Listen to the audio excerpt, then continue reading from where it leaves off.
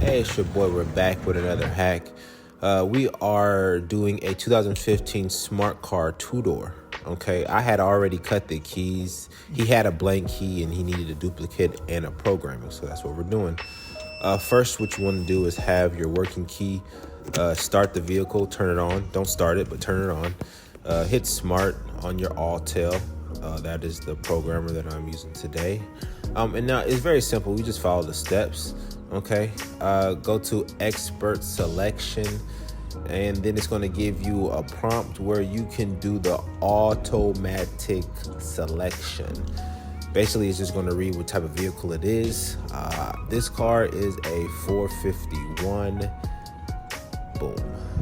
So what you do is hit OK. Now it's going to ask you what you want to do. You want to learn the keys. Now remember, you have to learn every key that you have, because if you just learn one key, it is going to erase everything else. So obviously I did that before, so I had to do that again. Now I'm showing you here that the keys are working. After I cut and programmed, it's very simple.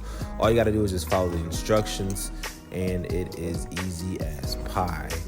Now you'll see me doing the second key. Boom. Easy money.